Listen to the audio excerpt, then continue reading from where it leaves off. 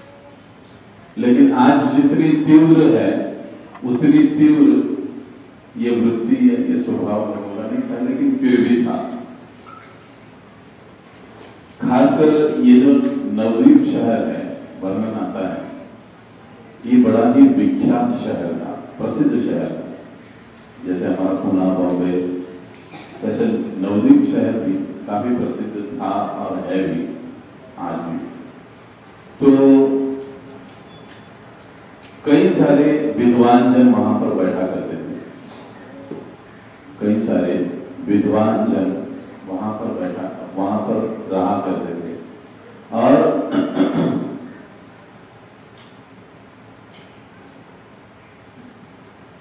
ये जो शहर था ये बड़े ही अमीरों का शहर था, मतलब अच्छे खासे पैसे वाले लोग वहां पर रहा करते थे, विद्वान थे, बड़े बड़े विश्वविद्यालय इस समय यहाँ पर थे।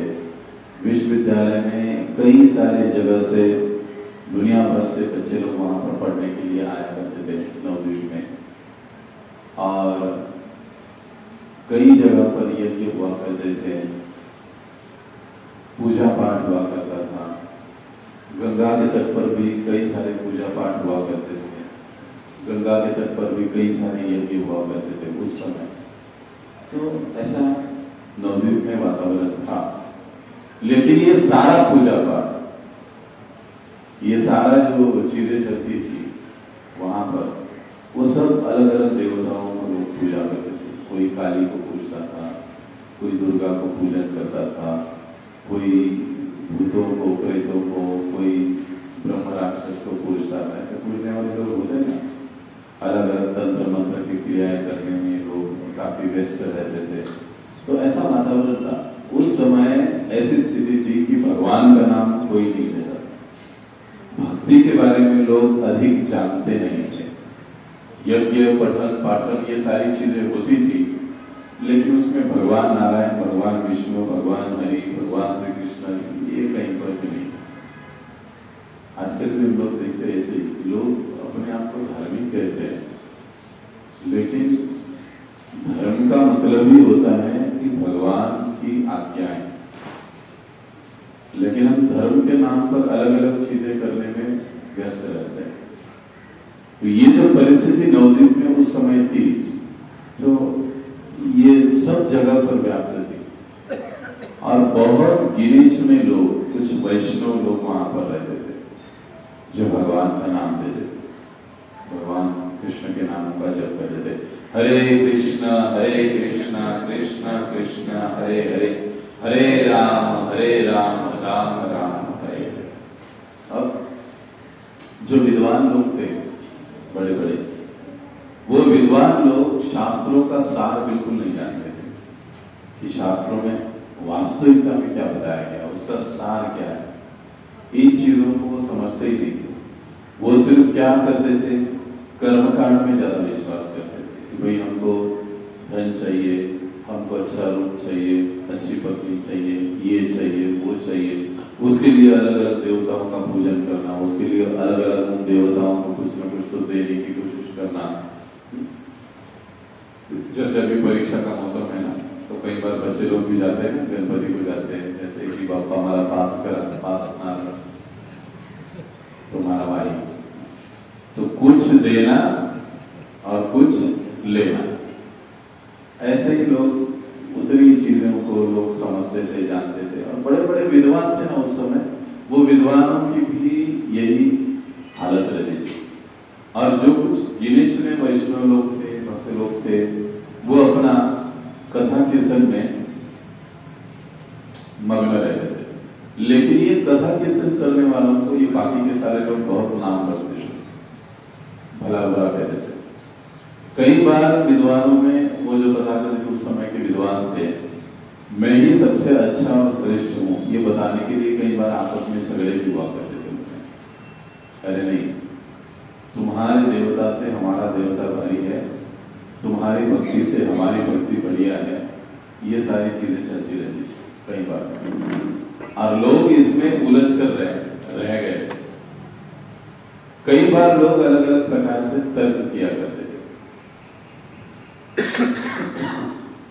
कि अरे देखो ये शिव जी की भक्ति करने से, आराधना करने से, दुर्गा की आराधना करने से, देखो हमारे पास इतना धन है, हमारे पास इतनी दौलत है, हमारे पास इतना संपत्ति है, तुम्हारे पास क्या है? कई बार वैष्णव को, भक्तों को ऐसी चीजें, ऐसी बातें लोग बोला करते, तो वैष्णव को बड़ा दुख होता था। ये जब भी भक्त लोग कभी किसी को बताने के लिए जाते कि अरे हरे कृष्ण नाम ले लो, भगवान का नाम ले लो, भक्ति करो, तो वो लोग नकार देते। ऐसी उस समय नवद्वीप में अवस्था थी, और ऐसी अवस्था के समय श्री चैतन्य महाप्रभु प्रकट हुए। अब देखिए, विद्वान लोग जो शास्त्रों को समझते थे, उनकी ये हालत थी, तो जनसाधारण लोग कैसे रहेंगे? हम जैसे अगर बड़े बड़े ब्राह्मण लोग ही ऐसे करें, कुछ लेना है, कुछ लेना है, ये देवता को पूजो, वो देवता को पूजो, ये चाहिए, वो चाहिए, तो फिर हम जैसे जनसाधारण की हालत क्या रहेगी उस समय? तो चैतन्य चरितामृत में बताते हैं कि जो जनसाधारण लोग होते थे ना, वो लोग केवल अपने इंद्रिय भोग का विचार करते थे कि हमको ये चाहिए, वो चाहिए, ये लेना है, वो लेना है, ऐसा करना है, वैसा करना है, उसमें ही अपना समय उनका व्यतीत किया करते। और लोग जो है उस समय अगर कुछ विवाह का, मतलब किसी का अगर कुछ विवाह है, तो उस विवाह में बड़े बड़े खर्चे किया करते। आजकल हम लोग देखते हैं ना कि शादी पर लोग बहुत खर्चा करते हैं, विवाह पर बहुत खर्चा करते हैं, बहुत तामझाम होता है, बहुत मतलब अमीरी दिखाने की कोशिश होती है, सीधे शब्दों में विवाह। तो लोग ऐसे विशाल रूप से विवाह का आयोजन करेंगे, मनाएंगे, और फिर अगर कोई पूजा होगी, पितरों की पूजा होगी, उनका भोजन होगा, तो ऐसा बड़ा बड़ा आयोजन करेंगे, और उस आयोजन करके फिर वो लोगों को अपनी ऐश्वर्य दिखाने की कोशिश करेंगे। विवाह पर खर्चा करेंगे, ऐसी चीजों पर खर्चा करेंगे, लेकिन भगवान पर खर्चा नहीं करेंगे। ऐसी हालत उस समय होती थी, जनसाधारण पे ऐसे ही करते थे, और उनको ऐसे लगता था कि यही धर्म है। धर्म का मतलब क्या है? इसी प्रकार से जीवन जीना, रहना, खाना पीना, थोड़ा सा देवता, किसी देवी के मंदिर में, देवभक्ति मंदिर में जाना, वहां पर कुछ मांगना, कुछ देना, कुछ लेना, यही धर्म है। इसके अलावा दूसरा कोई धर्म नहीं है। लोगों का सोचना उस समय जनसाधारण लोगों का ऐसे ही होता था। इसलिए देखिए, भगवान भगवद गीता में एक जगह पर बताते हैं, यान्ति देवव्रता देवा पितृ यान्ति पितृव्रता। जो देवताओं का पूजन करता है, भजन करता है, वो देवताओं के लोक में जाता है, भगवान कह रहे भगवद गीता में। जो पितरों का पूजन करता है, वो पितरलोक में जाता है। जो भूतों की पूजा करता है, वो भूतलोक में जाता है। मध्याजिनोपि मां, अंतिम में भगवान कहते हैं। लेकिन जो मेरा पूजन करता है, मेरा यानी भगवान श्री कृष्ण का, भगवान श्री नारायण का, भगवान श्री हरि का जो पूजन करता है, वो मेरे पास आता है। लेकिन कई बार लोग क्या कहते हैं, उस समय में लोग क्या कहते थे कि सारे रास्ते एक ही भगवान के पास जाते हैं। सही बात है। किसी भी देवता को नमस्कार करो, किसी भी देवता का पूजन करो, आप कहाँ पर जाओगे? नारायण के पास जाओगे, बराबर। 15 नंबर में आना है। मैं अगर सासवड़ की बस में बैठूंगा तो भी 15 नंबर आऊंगा, जेजुरी की बस में बैठूंगा तो भी 15 नंबर आऊंगा, खराड़ी की बस में बैठूंगा तो भी 15 नंबर में आ जाऊंगा। सही बात है ना? है? हड़पसर की बस में बैठूंगा तो भी 15 नंबर में आ जाऊंगा। लेकिन लोग क्या कहते हैं कि सारे जो रास्ते हैं वो एक ही नारायण या केशव की ओर जाते हैं। तो किसी भी देवता की पूजा करो, किसी भी भगवान की, किसी भी देवी की पूजा करो, इसका मतलब क्या है? आप नारायण की पूजा करो। जनसाधारण लोगों की धारणा ये थी उस समय, और आज भी कई सारे लोग ऐसे ही सोचते हैं कि किसी भी गाड़ी में बैठ जाओ और हमारे घर में पहुंच जाएंगे। लेकिन ऐसे होता है क्या? अगर कहीं हम लोग दूर चले गए और हमारे घर में आना है तो कोई पर्टिकुलर एक ही गाड़ी होगी ना, कि किसी भी गाड़ी में बस में बैठ गए तो हम लोग आ जाएंगे। ऐसा नहीं होता। रिक्शा छोड़कर हम बात पीएमटी की करेंगे तो कोई कहेगा प्रभु जी अगर मैं रिक्शा वाले को रोकूं, पैसा दे दूं, उसको बताऊं कि 15 नंबर जाना है तो वो 15 नंबर छोड़ देगा। हम बात पीएमटी की कर रहे हैं रिक्शा की नहीं। इसका मतलब क्या हुआ कि सारे रास्ते, और एक दृष्टि से हम समझ सकते कि सारे रास्ते जरूरी नहीं कि हमारे घर पर ही आएंगे, वो अलग अलग जगह पर जा सकते हैं। यहाँ पर भगवान सीधे सीधे बता रहे हैं, जो देवताओं को भजन करेगा वो देवताओं के लोक में जाएगा, जो पितरों का भजन करेगा वो पितृलोक अलग है, उस पितृलोक में चला जाएगा, जो भूतों का भजन पूजन करेगा वो भूतों के लोक में जाएगा, और जो भगवान का पूजन करेगा वो भगवान के पास है। यानी हर एक का रास्ता अलग अलग है, सारे रास्ते एक ही जगह नहीं आते। अगर हम कृष्ण को बुलाएंगे तो शिव जी आएंगे, शिव जी को बुलाएंगे तो कृष्ण आएंगे, ऐसा नहीं होगा। इसीलिए हम लोग देखते हैं ना, शिव जी के अपने भक्त पार्षद अलग है, उनके पार्षद अलग है, नारायण के अलग है, फिर इंद्र के अनुयायी अलग है, और अलग अलग देवताओं के अलग है। जिसको हम भजन पूजन करेंगे हम उसके पास ही जाएंगे। ऐसे कभी नहीं होता है कि किसी भी देवता, मराठी में एक सांगा वाक्य ना, जिस प्रकार से सारी नदियां अंत में कहाँ जाकर मिलती है, सागर में जाकर मिलती है, उसी प्रकार से किसी भी देवता को नमस्कार कर लो, वो नमस्कार कहाँ पर जाता है? हाँ, नारायण के पास जाता है। लेकिन क्या ये सही है? कितने लोगों को लगता है ये सही है? बोलो बोलो, एकदम इधर का शिक्षा नहीं, रायबना में कितने लोगों को लगता है कि ये सच है कि हाँ, किसी भी देवता को नमस्कार करो वो अंत में नारायण को ही जाकर मिलता है? हाँ, अच्छा तुम्हारा आशा का मत माता जी, ऐसे क्यों लगता है माता जी कि किसी भी देवता को हम नमस्कार करेंगे तो भगवान नारायण को जाकर मिल जाता है?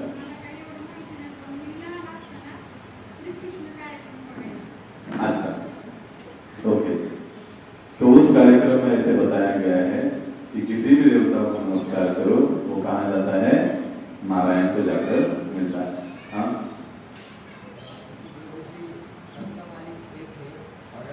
अरे बाबा, हाँ ठीक है, बोला बोला बोला। कृष्ण और राम एक ही भगवान है, हाँ, और नारायण जो हम क्या एक ही रहते, तो स्वरूप अलग अलग होते। अच्छा, यानी शिव और कृष्ण एक ही है, दुर्गा और कृष्ण या नारायण एक ही है, ऐसे आप कह रहे हो? हाँ, बोलो। एक है, मतलब उनके रूप अलग है। जैसे आपने कहा था पानी को नहीं कहेंगे, वाटर भी कह सकते हैं, जल भी कह सकते हैं, तो वो एक ही है, तो स्वरूप अलग अलग है। राम कृष्ण एक ही है, सब बात है। हाँ, राम और कृष्ण एक ही है, ये बात बिल्कुल, इसमें कोई दो राय नहीं है। हम बात क्या कर रहे हैं? हम बात ये कर रहे हैं कि किसी भी देवता को, हमारे पास देवता कितने हैं? 33 कोटि। कोटि, कोटि का मतलब ही प्रकार होता है, करोड़ नहीं, कोटि। बोलो श्री राधा कृष्ण चंद्र भगवान की जय। तो 33 कोटि देवी देवता, 33 कोटि देवी देवताओं में से अब ये देवी देवता में राम और कृष्ण आते हैं क्या? कितनों को लगता है कि इनमें राम और कृष्ण आते हैं? बोलो। 33 कोटी देवी देवतांमध्ये राम कृष्ण नारायण येतात का? हाँ, नाही. बरोबर, आपल्याला प्रभुपादांची कृपा आहे. हमें हमारा कल प्रभुपाद जी का कृपा है। देवता ये अलग चीज है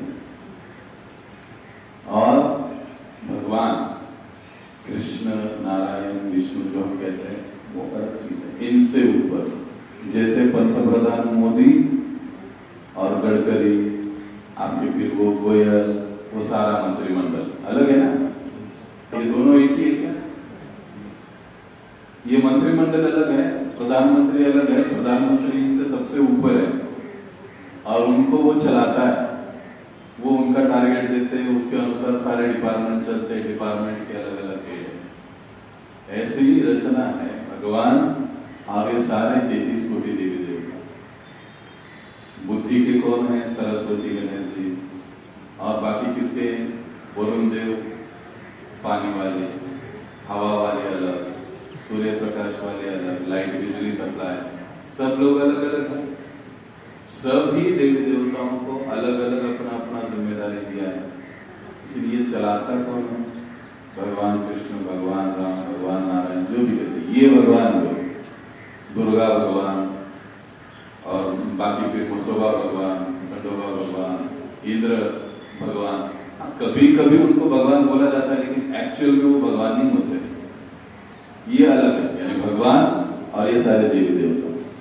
अब देखिए सीधी सरल बात है, जैसे हम लोग समझ कर रहे हैं इन सारी चर्चा में से कि ये 33 कोटि देवी देवताओं को जब हम नमस्कार करते हैं तो वो नमस्कार नारायण के पास जाकर मिलता है। इस चीज को हम समझ रहे हैं। ये बात सही या गलत?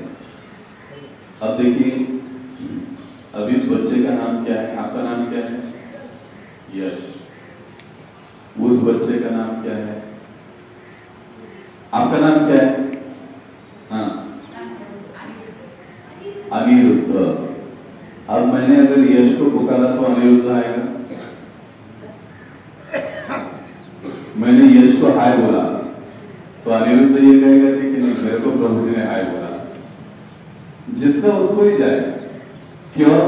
क्योंकि मेरे मन में अनिरुद्ध है, मेरे मन में काली है, मेरे मन में मसोबा है, मेरे मन में शिव जी है, मेरे मन में गणेश जी है। मैं नमस्कार उनको कर रहा हूं तो फिर नारायण का सवाल यहां पर पैदा ही कहां से होता है?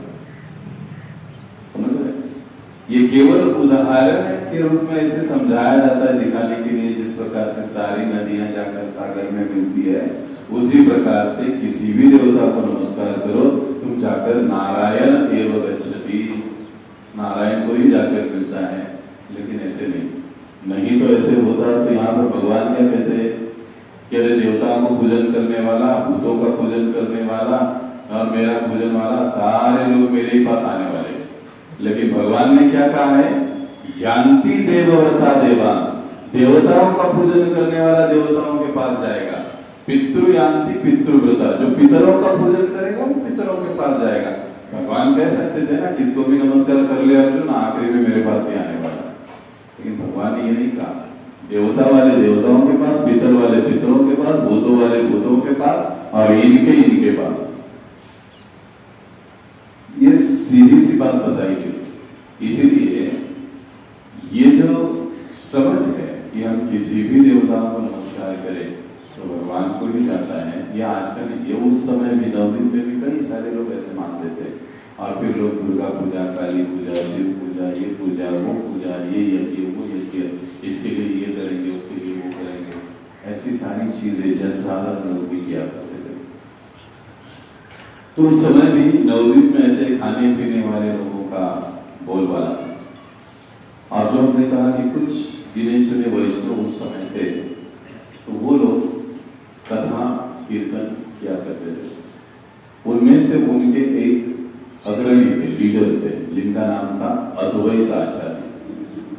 अद्वैत ये यहाँ पर हम लोग 5 तत्वों का फोटो देख रहे हैं, 5 भगवान। उनमें से जो सफेद दाढ़ी वाले हैं वो अद्वैत आचार्य। वो इतनी बढ़िया कृष्ण कथा करते थे उस समय कि कई सारे वैष्णवगण उनके पास जाकर कथा सुनते थे। और उस समय कुछ वैष्णव जो गिने चुने कथा सुनते थे और अंत में कीर्तन किया करते थे, हरे कृष्ण का कीर्तन जोर जोर से। हम सबको पता है कि हरे कृष्ण वाले कीर्तन जो करते वो मन में नहीं करते, वो जोर से करते हैं दूसरों को दिखाने के लिए। सही बात है? कई बार लोग कहते हैं तुम्हें मन से मन करना, झगड़ा दाखिला कचरा करता है, दुनिया को दिखाने के लिए मन में करो। मन में कुछ होता नहीं है, मन में अलग ही होता है। मन में कुछ होता नहीं है ऐसे नहीं, मन में कुछ अलग ही होता है, वो निकलता ही नहीं है। तो इसलिए थोड़ा सा जोर से करते तब सुनाई भी देता है। हम सुनते हमारा तुम्हारा भी कल्याण होता है, दूसरा भगवान का नाम सुनता है उसका भी कल्याण होता है। जाने में सुने, अनजाने में सुने, इच्छा से सुने, अनिच्छा से सुने, फिर भी भगवान का नाम उसने सुन लिया, इसके लिए उसका कल्याण होता है। तो ये वैष्णव लोग कथा के पश्चात जोर जोर से कीर्तन करते थे। तो जब कीर्तन करते थे, कई बार रात के समय में भी कीर्तन होता था, तो जब कीर्तन होता था ना, तो उस समय जब कीर्तन चलता था तो जोर जोर से हरे कृष्णा कृष्णा कृष्णा हरे हरे, हरे राम राम राम हरे हरे। तो आस पड़ोस के लोग बड़े परेशान हो जाते थे उस समय वो कीर्तन सुनते, अरे क्या है लोग इतने जोर जोर से चिल्लाते कीर्तन करते हैं। तो कुछ लोग कहते हैं अरे क्या है ये लोग कुछ काम धंधा करते नहीं है, घर में इनके कुछ खाने को होता नहीं है और पेट में भूख लगती है, इसके लिए जोर जोर से चिल्लाते हैं और कीर्तन करते हैं। ऐसे लोग कहते नाम रखा करते थे कई बार। तो कई सारे भक्तों को लोग आकर अरे आप आपका आवाज कम करो, क्योंकि प्राय क्या देखा जाता है दुनिया में, शिव जी के भक्त, दुर्गा के भक्त जरा ईश्वरी के होते हैं, विष्णु के भक्त थोड़े सुदामा जैसे गरीब होते हैं, अर्थात नारायण के भक्त भी अमीर होते हैं, ऐसे नहीं कि अमीर नहीं होते हैं, लेकिन प्राय देखा जाता है। कई बार लोग कहते हैं अरे आपका कृष्ण आपको क्या देता है, हमारा देखो सबका मालिक ये कहकर हम लोग चलते हैं, हम कितना बढ़िया से रहते हैं। कई बार ये सुनाई देता है हमको, भक्तों को भी लोग ये सारी बातें बोलते रहते हैं। तो अब यहाँ पर लोग उनको कीर्तन सुनकर ऐसा सुनाने के लिए आ रहे हैं, अरे क्यों चिल्ला रहे हो, इतना भूख लगी है कि आपको, चलो हमारे से खाना पीना ले लो, खा लो, लेकिन चुप बैठो, ऐसे कहते थे। और फिर भक्तों को बड़ा बुरा लगता था। ऐसे करते करते उस समय नवाब हुसैन, नवद्वीप के एक राजा थे, उस समय मुगलों का राज चलता था, वहां तक कंप्लेन करी कि अरे ये जो है ना, ये गली कूचे में कीर्तन करते हुए घूमते हैं, इनके घर में भी कीर्तन करते हैं, हमको बहुत परेशानी होती है। तो उस समय उनके कुछ सिपाही वहां पर आ गए और बहुत डांटा जोर जोर से, अरे क्या तुम लोग कीर्तन करते, लोग डिस्टर्ब हो रहे हैं, ऑलरेडी डिस्टर्ब ही है, लेकिन कई बार कीर्तन सुन के भी लोग डिस्टर्ब होते हैं, तो डिस्टर्ब हो रहे सारे लोग, अगर आइंदा से तुम लोगों ने कीर्तन किया जोर जोर से तो तुम्हारा घर भी उखाड़ के फेंक देंगे यहाँ से। और अद्वैत आचार्य वहां पर थे उस समय, तो उन्होंने जब ये सुना तो उनको बड़ा दुख हुआ और उनको गुस्सा भी आ गया, ये क्या है, ये लोग तो भगवान का नाम भी हमको नहीं लेने, बहुत हो गया। उन्होंने उसी समय वहां पर प्रण कर लिया, निश्चय कर लिया, ये सत्य घटना है कि ये लोगों को हम लोग इतना समझाते, इतना बताते, भगवान का नाम ले लो, भगवान का नाम ले लो, भक्ति करो, लेकिन ये लोग समझते नहीं है। इतने लोग ये सब डूब गए इंद्रिय भोगों में। अब इनको अगर सुधारना है तो मुझे भगवान को ही नीचे बुलाना पड़ेगा। अद्वैत आचार्य तो मैं ऐसा कुछ करूंगा कि मैं भगवान को ही यहाँ पर अवतरित होने के लिए बात करूंगा। जब भगवान यहाँ पर आएंगे तो फिर ये लोग बराबर सुधर जाएंगे, सब भगवान की ओर आकर्षित भी हो जाएंगे, भगवान अपने अपने तरीके से बराबर सबको भक्ति में लगा देंगे। अद्वैत आचार्य कहने लगे, लेकिन अब भगवान को बुलाना तो इतनी आसान बात तो है नहीं। कृष्ण को अवतरित कैसे किया जाए, क्योंकि वो ये बात को अच्छी तरह से समझ चुके थे कि भगवान कृष्ण जब तक नहीं आएंगे तब तक इस परिस्थिति में सुधार नहीं होगा। तभी उनको एक श्लोक याद आता है अद्वैत आचार्य, और वो श्लोक जैसे ही याद आ गया वो गुनगुनाने लगे, तुलसी दल मात्रेण जलस्य पुलकेन वा, वो कहने लगे तुलसी दल मात्र विक्रीडिते समात्मेन भक्तिते भक्तवत्सलः। ये गौतमीय तंत्र का श्लोक है, और वो जोर जोर से इस श्लोक को गाने लगे। तुलसी दल मात्रेण, तुलसी यानी तुलसी, दल यानी पत्ता, मात्रेण का मतलब केवल, केवल तुलसी के एक पत्र मात्र से, जलस्य पुलकेन वा, तुलसी जी के साथ, तुलसी जी जल के साथ चढ़ाने से, अर्पण करने से, किसको, भगवान को, विक्रीडिते समात्मेन,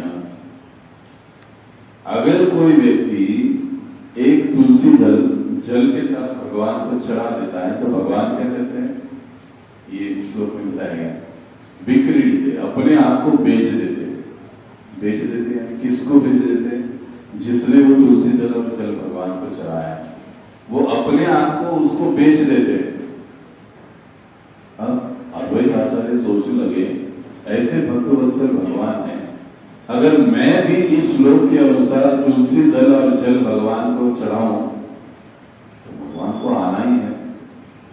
तो उनके पास शालिग्राम भगवान है, और फिर उस दिन से हर रोज वो गंगा जल और तुलसी जल शालिग्राम को अर्पण करते और जोर जोर से मुक्का करते, मंत्र बोलते और भगवान को अवतरित होने के लिए प्रार्थना करते। कहा जाता है, बताया जाता है, 12 साल तक वो गंगा के तट पर इस प्रकार से भगवान को पुकार रहे थे। तुलसी दल अर्पण करते थे, जल अर्पण करते थे, भगवान की प्रार्थना करते थे। इस परिस्थिति में सुधार के लिए आप प्रकट हो जाइए। तो क्या हम लोग अगर भगवान को जल और तुलसी अर्पण करेंगे तो भगवान आएंगे? क्या लगता है, आएंगे कि नहीं आएंगे? कितनों को लगता है आएंगे? बिल्कुल आएंगे, बशर्ते, लेकिन क्या होना चाहिए? प्रभुपाद जी बताते हैं, अगर वो श्रद्धा, वो विधि, वो विश्वास अगर हमारा है तो भगवान अवश्य प्रकट होते हैं। आज भी बस हमारे पास होना चाहिए। ऐसे नहीं कि कुछ सालों पहले ये बातें हुई थी, अब नहीं। तुकाराम महाराज जी 500-300 साल पहले सदैव गए थे, आज थोड़ी ना कोई जा सकता है, नहीं जा सकता है। यहाँ पर उनमें से बैठे हुए हर आदमी जा सकता है, लेकिन बस उतनी वो चीजें चाहिए हमारी, वो अगर होगा तो जा सकता है, कोई भी जा सकता है। किसी के लिए भी वो फ्लाइट आ सकता है, वैकुंठ का विमान आ सकता है, किसी के लिए भी। लेकिन वैसे विधि, वो विश्वास, वो प्रामाणिकता हमारे पास होनी चाहिए। 12 साल तक अद्वैत आचार्य इस तरीके से पूजन करते रहे और फिर भगवान को प्रकट होना पड़ा। भगवान हमारे करोड़ों से नहीं आते, भगवान किस चीज से आते हैं? तुलसी दल, जल, लेकिन उसके साथ क्या? भगवान गीता में क्या बताया? पत्रम पुष्पम फलम तोयम यो में, क्या बताया? भक्त्या प्रयच्छति।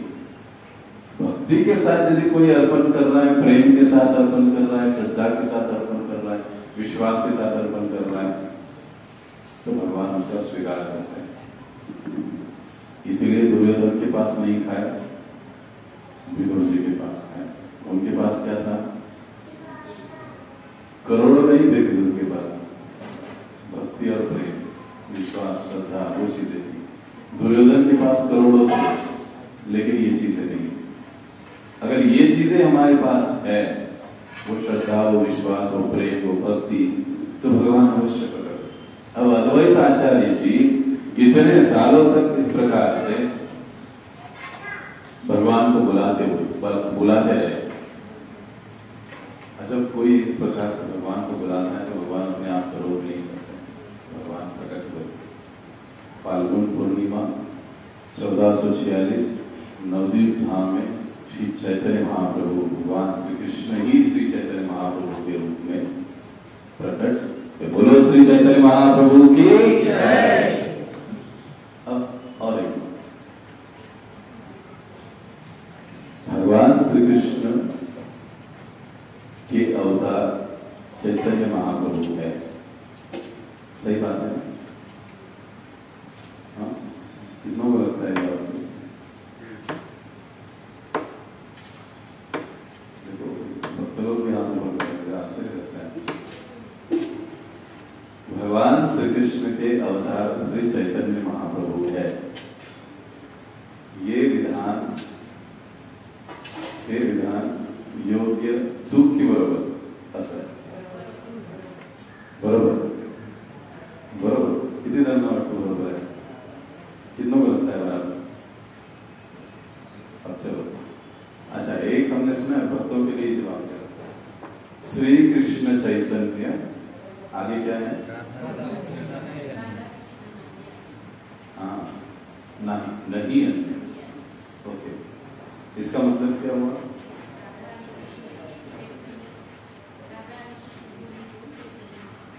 हाँ, मग ते अवतार है, फिर वे अवतार है। चैतन्य महाप्रभु ही साक्षात भगवान श्री कृष्ण है, जो राधा रानी के भाव में प्रकट हुए। अगर हम कहें अवतार है तो ये विधान सही नहीं है। श्री चैतन्य महाप्रभु अवतार नहीं, अवतारी कहे जाते हैं। तो भगवान श्री कृष्ण, इसीलिए मैं शुरुआत से एक ही सेंटेंस को कितनी बार रिपीट किया मैंने, वही भगवान श्री कृष्ण श्री चैतन्य महाप्रभु के रूप में प्रकट हुए। मैंने ये कहीं पर भी नहीं कहा कि भगवान श्री कृष्ण के अवतार श्री चैतन्य महाप्रभु प्रकट हुए। समझे? ये बात हमको पक्का ध्यान में रखना है। अच्छा, श्री चैतन्य महाप्रभु और नित्यानंद महाप्रभु, क्या ये उच्चारण सही है? नित्यानंद महाप्रभु की प्रभु, हाँ, नित्यानंद महाप्रभु कितने हैं? एक ही है। नित्यानंद महाप्रभु, कई बार गड़बड़ होती है और कई बार भक्त लोग भी गड़बड़ करते हैं, लेकिन ये चीज हमको समझना चाहिए। नित्यानंद प्रभु चैतन्य महाप्रभु, ये बहुत बेसिक चीज है। हम लोग तो प्रवचन कर ही नहीं रहे, बस डिस्कस कर रहे हैं। तो अब अद्वैत आचार्य जी की प्रार्थना से श्री चैतन्य महाप्रभु प्रकट हुए। हम सभी जानते हैं कि भगवान प्रकट होते हैं तो उसके क्या कारण होते हैं। गीता का जो श्लोक है, सबसे प्रसिद्ध श्लोक कौन सा है? भगवान अपने अवतार के बारे में जिसमें बताया, उसके पहला यो से आरंभ होता है। हाँ, यदा यदा हि धर्मस्य ग्लानिर्भवति भारत अभ्युत्थानं धर्मस्य तदात्मानं सृजामि। यदा यदा हि धर्मस्य, जब जब भी धर्म की ग्लानि या हानि होती है, तदात्मानं सृजाम्यहम्, तब तब मैं प्रकट होता हूँ। सृजाम्यहम्, भगवान कह सकते थे जन्म लेता हूँ, लेकिन भगवान ने क्या कहा? सृजाम्यहम्, सृजन होना, प्रकट होना।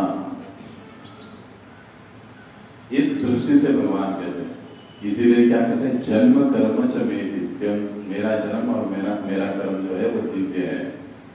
तो श्री चैतन्य महाप्रभु जब प्रकट होते हैं, प्रकट हुए, तो श्री अद्वैत आचार्य जी का उनके पीछे एक महत्वपूर्ण कारण रहा है। वे उनके कारण में वहां पर प्रकट हुए, धर्म की रक्षा करने के लिए, प्रचार करने के लिए, भक्ति देने के लिए, हरिनाम देने के लिए।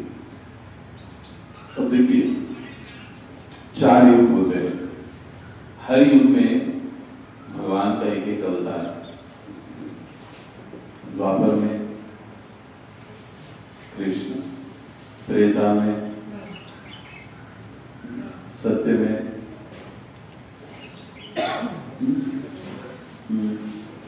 नरसिंह, और कलियुग में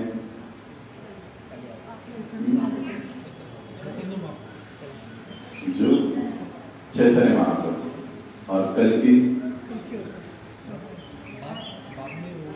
हाँ, बाद में आने वाला है, कलियुग के अंत में कल की। एक कल की आकर बैठे हैं बॉम्बे में, एक कल की बॉम्बे में आकर बैठे हैं।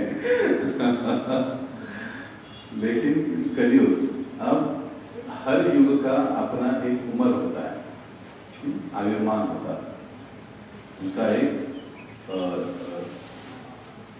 समय होता है। कलियुग का कितना साल चलेगा? 4,32,000 साल। द्वापर युग उसके डबल था, 8,64,000। त्रेता युग 12,68,000। क्या बात है। सत्य युग 17,28,000। बढ़िया, मैथमेटिक्स पक्का। तो देखिए, ऐसे हर युग में भगवान का एक अवतार होता है। और हर युग में भगवान का जो अवतार होता है, भगवान के अवतारों के भी अलग अलग प्रकार, 6 प्रकार के भगवान के अवतार, उसमें से एक प्रकार है युग अवतार। तो चैतन्य महाप्रभु को क्या कहा जाता है? युगावतारी, युग अवतार, कलयुग के वे अवतार है। इस कलयुग के प्रभाव को यदि नष्ट करना है तो फिर हमें श्री चैतन्य महाप्रभु के शरण में आना पड़ेगा। इसी बात, अगर हम चैतन्य महाप्रभु के शरण में नहीं आते तो कली का प्रभाव हमारे जीवन से कभी भी नहीं जा सकता। इसीलिए क्या कहा गया है? कलियुग पावन कलि भय नाशन, भजन में श्री सचिनंदन गावे। कलियुग का जो भय, कलियुग में सभी लोग भयभीत रहते हैं। दूसरा, कलियुग में सारी चीजें अशुद्ध होती है, व्यक्ति, आदमी, वस्तु, चीजें जो कुछ भी है, लेकिन सभी चीजों को पावन करने वाले चैतन्य महाप्रभु, सभी प्रकार का भय मिटाने वाले चैतन्य महाप्रभु हैं। कलियुग पावन कलि भय नाशन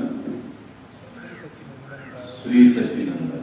शची नंदन, शची का मतलब क्या है? चैतन्य महाप्रभु की मां का नाम शची नंदन, यशोदा नंदन, वैसे शची नंदन। अब युगावतार श्री चैतन्य महाप्रभु कलयुग में अवतरित होते चैतन्य महाप्रभु। तो ऐसे 4 युग, सतयुग, द्वापर युग, त्रेता युग, कलयुग, और ऐसे 4 युग मिलकर एक चतुर्युग बनता है। 4 का 1 बनता है, एक चतुर्युग। अब जब एक चतुर्युग, ऐसे 1000 चतुर्युग जब होते हैं तब ब्रह्मा का एक दिन होता है। एक युग मतलब सतयुग।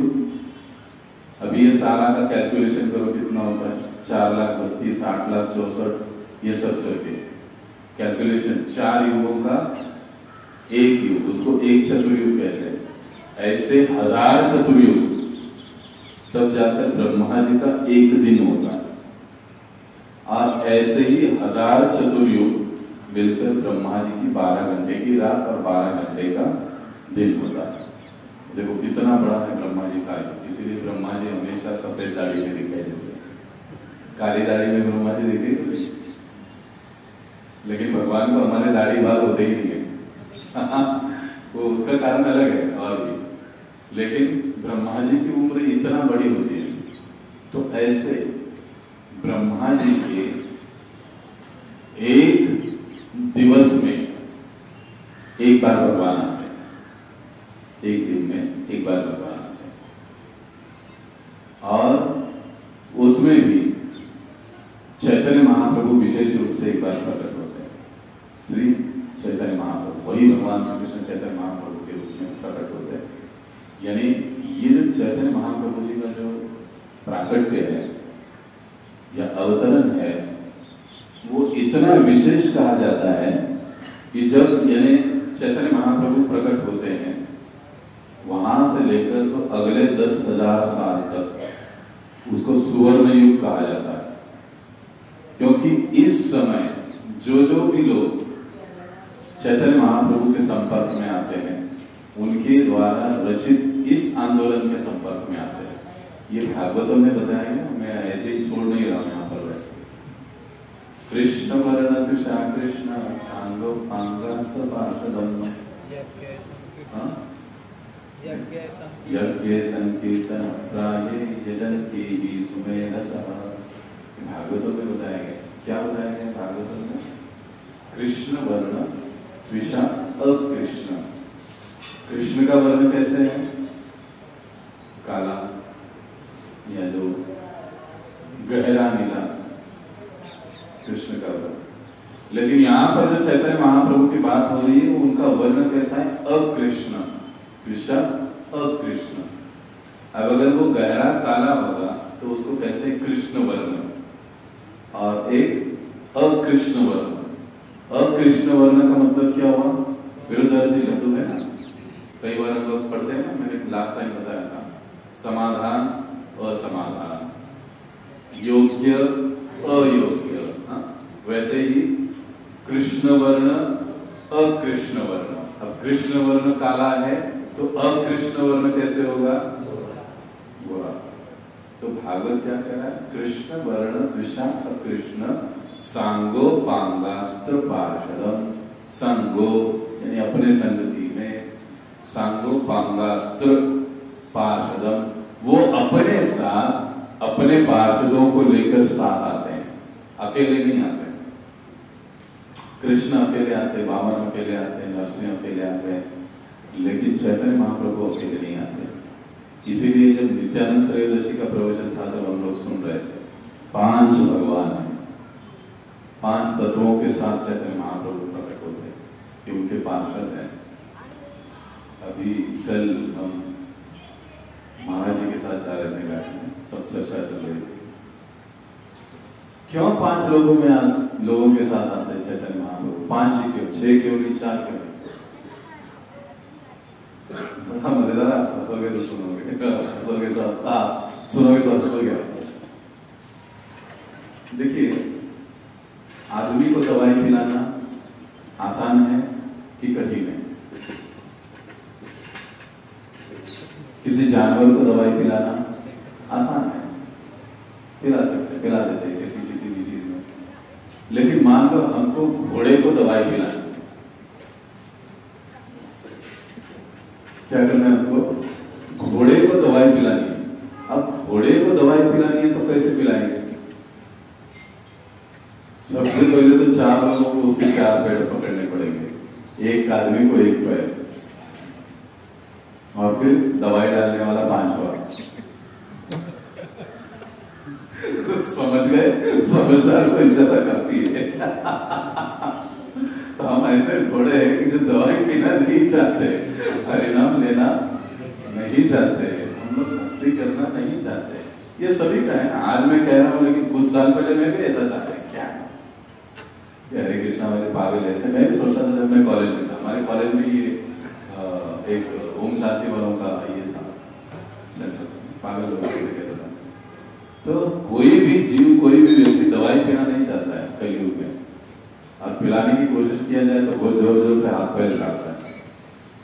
तो फिर उनको पिलाने के लिए तो एक आदमी का काम नहीं है, इसके लिए 5 भगवान आते हैं, 4 लोग पकड़ते हैं, और फिर चैतन्य महाप्रभु या नित्यानंद प्रभु में से एक आगे आकर हरिनाम देता है, तो दवाई पिला, हरिनाम है औषधि पिलाते हैं। इसके लिए 5 तत्व 5 के रूप में प्रकट होते हैं।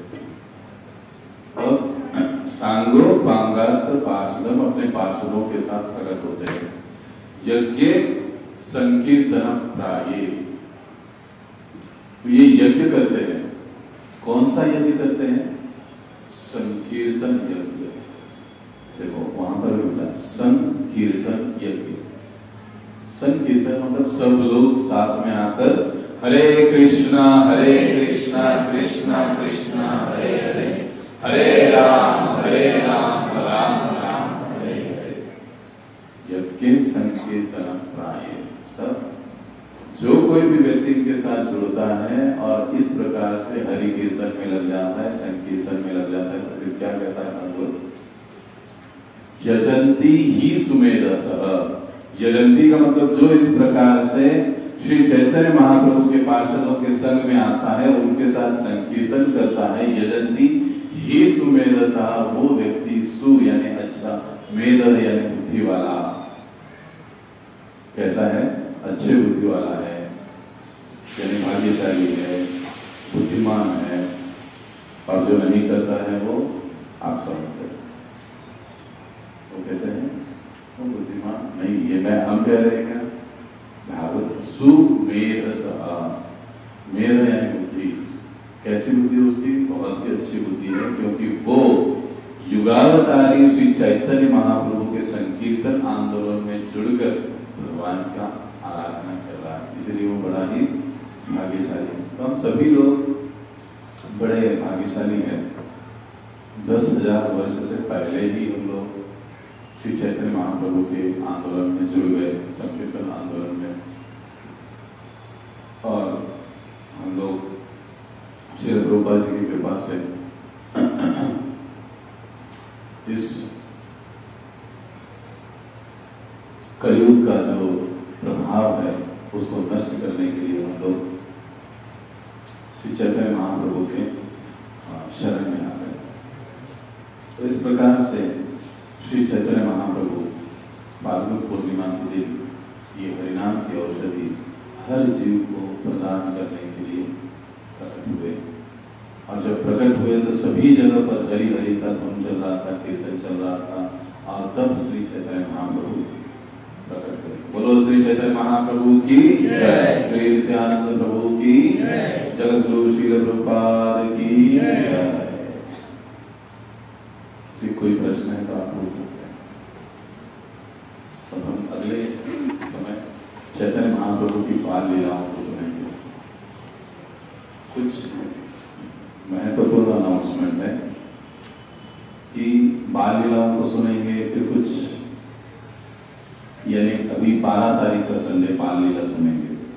19 तारीख के संडे को हम गौर पूर्णिमा मनाएंगे। यहाँ पर श्री चैतन्य महाप्रभु का जन्मदिन सेम समय रहेगा, 5 बजे से पहले सबको आना है। उस समय हम गौर पूर्णिमा मनाएंगे और फिर बाकी की जो लीला है उस दिन पूरी हो जाएगी। एक चीज दूसरा है कि सभी प्रयास कीजिए, समय पर आइए और समय पर आकर इस कथा कीर्तन का लाभ लीजिए। हम लोग आज यहाँ पर रुकेंगे, इसके बाद आरती होगी और सभी के लिए प्रसाद है। आज पहली बार कोई आया है, फर्स्ट टाइम सत्संग में आया है? अच्छा, आप तो आए पहले आए थे? हाँ, मधुपुर चल गया। ओके, यहाँ पर पहली बार जाता ना आपका नाम नंबर, तो इन भक्तों का हम लोग अपने हरे कृष्ण परिवार में स्वागत करेंगे। 3 बार हरि बोल बोलकर हमारी पारंपरिक पद्धति के अनुसार हरि बोल, हरि बोल, हरि बोल। तो जाते समय आपका नाम नंबर देकर जाइए, मंदिर के कार्यक्रमों का जानकारी आपको व्हाट्सएप के थ्रू मिलता रहेगा। तो अभी आरती होगी और प्रसाद सभी के लिए प्रसाद। बहुत बहुत धन्यवाद। हरे कृष्ण। जगद्गुरु श्री प्रभुपाद की अनंत कोटि वैष्णववृंद की।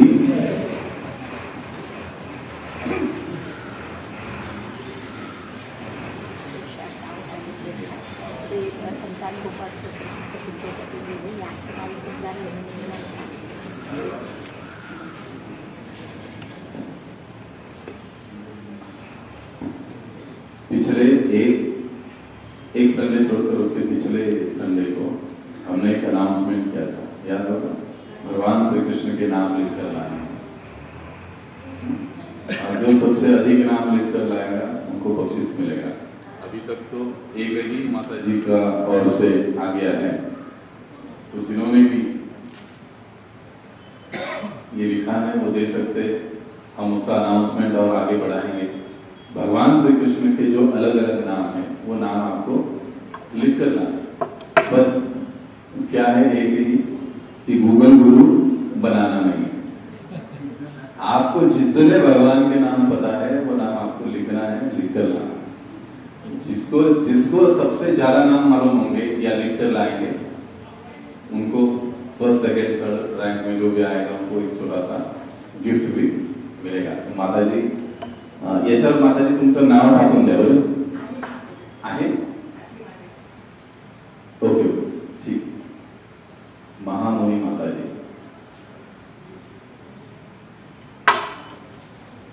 चालेल, धन्यवाद। हरे कृष्ण।